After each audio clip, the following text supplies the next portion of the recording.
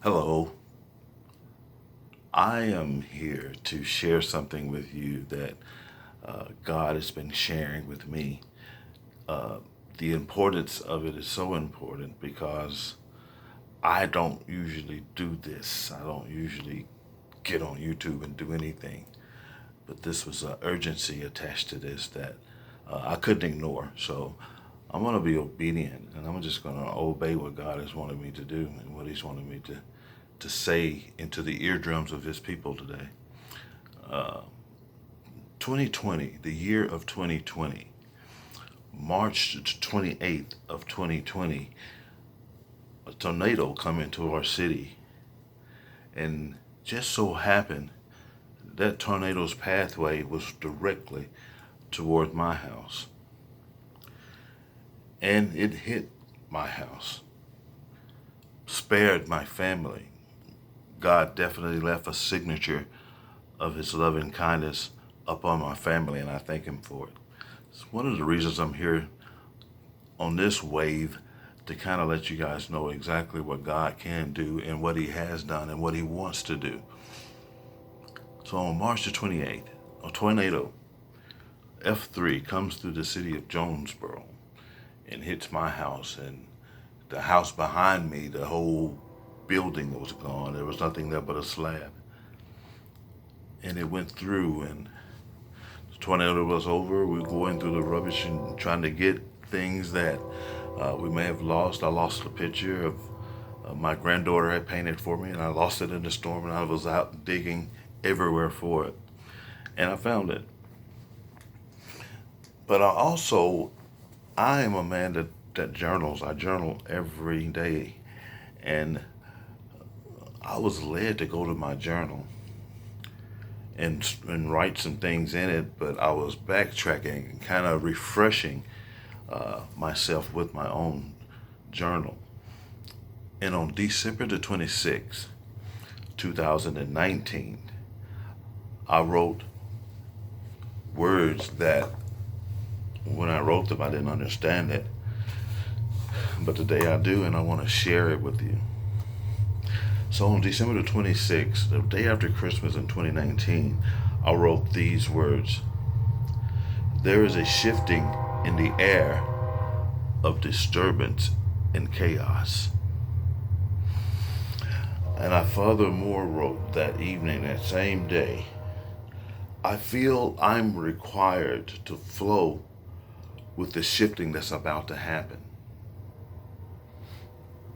So this is December the 26th when I wrote these words. There is a shifting in the air of, of disturbance and chaos. And I furthermore I wrote, I feel I'm required to flow. I'm required to flow with that shifting.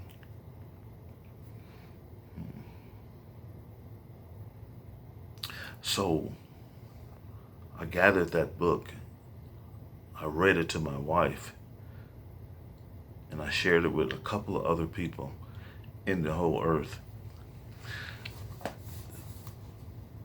The year of 2020 began with disturbance of COVID 19. Then there was a tornado that hit my house. And then there was George Floyd getting murdered. And then there were protesters in the street. Then there was looters burning and raging. And I'm putting one and one together, and I come up with the sum total of shifting. There is a shifting in the air of disturbance and chaos. Now, what interests me is that why is there not a shifting in the air of destruction and chaos? It was disturbance. We're in a time right before our eyes where things are disturbed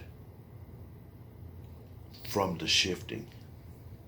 Shift, definition to move from one place to another. Once you have accomplished that, you have shifted. So I'm watching all these current events. I'm watching the news. I'm watching news feeds. I'm watching people talk that have a passion for what they're talking about. And I'm beginning to hear this word shifting, shifted, economical shift, financial shifting, culture shifting. Every shifting that you can think of has been pronounced out of some of the most influential people in this country. Police chiefs, anchormen, and people that are in our society that are experiencing it and that are picking up on the shifting. Now, I didn't want to share this with you guys. I just wanted to share with somebody that's already experiencing what I'm talking about. As I'm talking, you know exactly what I'm talking about because you've experienced it, but just didn't know how to put it into words. God is wanting us to shift the shifting that's about to happen. There's one thing that's key. It's going to take you, and it's going to take me, and it's going to take your neighbor, and it's going to take everybody to combine and to consolidate our powers to shift this shifting that's happening right before our naked eyes. These are spirits that are dwelling in the earth where you don't need binoculars or a microscope really to see the shifting that's going on. Your naked eyes from hour to hour of each and every day in this shifting, there is an elevation. There is a moving from and to. From and to, that's the cause, disturbance, and chaos. I feel that I will not have you ignorant concerning the things of God. This is a time where I'm allowing all of my defenses to hit the ground because this is bigger than I am. Love your neighbor as yourself. Can you do that? Is that a possibility of yours, or is it something that you think that's a dream and cannot be reached? Things are continue to be in chaos, and things are going to continue to be disturbed if a people will not humble themselves and pray about this thing. Now, I'm about to tell you something that you've never heard in your life. This is going to be the first time that you've ever heard what I'm going to tell you.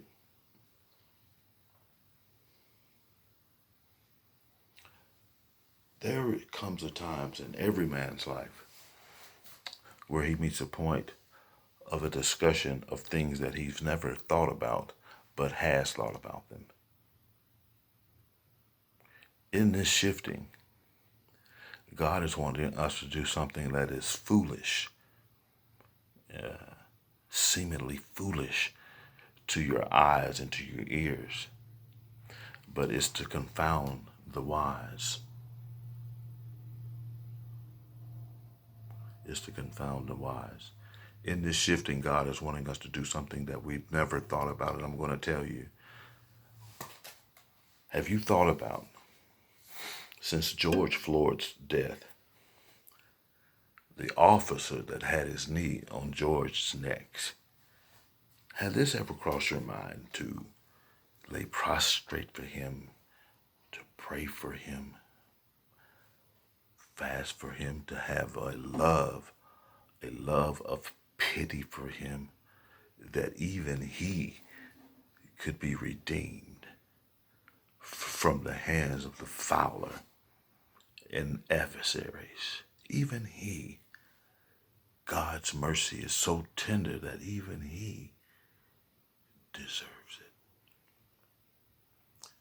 Our focus has been on anger and hatred and brewing of it to where we never sit down and think about there are two sides to a pancake.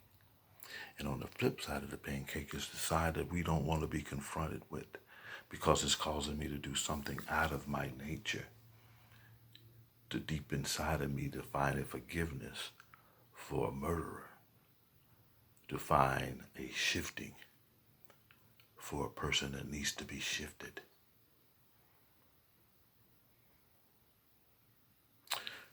It's going to become one of my favorite scriptures, Psalms 103:3. And it says this: God has redeemed me from destruction and crowned me with loving kindness and tender mercies. God crowned me with himself. He said, Jesus said that with loving kindness have I drawn men unto me. The loving kindness, I'm not saying that kindness alone is going to be the antidote, but with love and kindness, it's the only avenue and window that we're going to begin to see a change in our society, in our homes, in our communities. Slowing down your life to practice love and kindness than to loving your neighbor as you love yourself.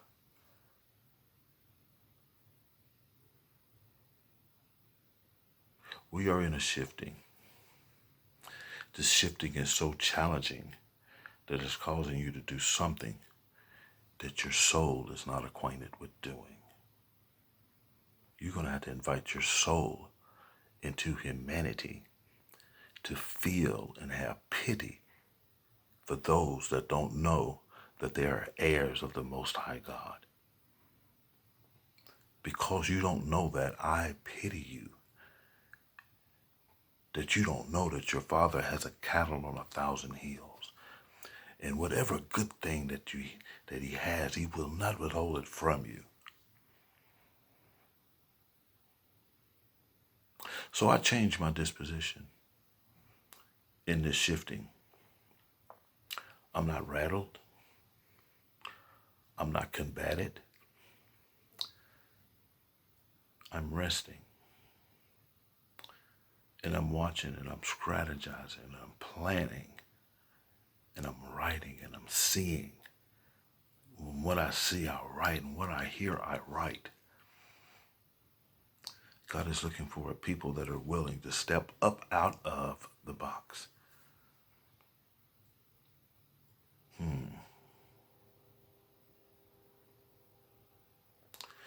This is our battle. God is saying this shifting is yours. 2 Chronicles 7:14.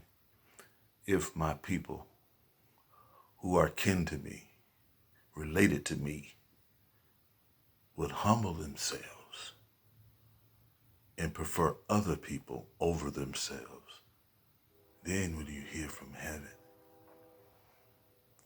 The healing of the land, the healing of the homes will be healed. Watch on your news feed how many times you hear the word shifting in any form that it is. It's not that you're hearing it on the news feeds, it's just God is reminding you where you are and where we are. We're in a critical time. A time so critical that I would get on YouTube and tell you how critical it is. That we are in a shifting and we are required. There's a requirement that God is needing from us that only we can change the shifting and not become shifted with the shifting.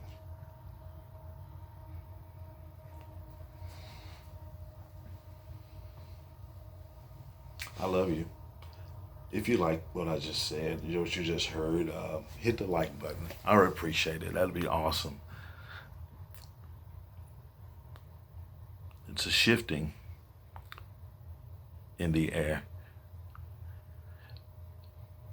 And God wants us to be able to name those spirits that are in the air, call them by name, isolate them that they may be terrified and begin to tremble because you know their name. The shifting is in the air. Those that are anchored in God will not be shifted. You will not be afforded to the melee that's happening in society, in the thought process of society, in the economic process of society. Areas that will cause you to lose your sunshine in society today. But God is wanting us not to be turbulent by these things, but that He has made a way.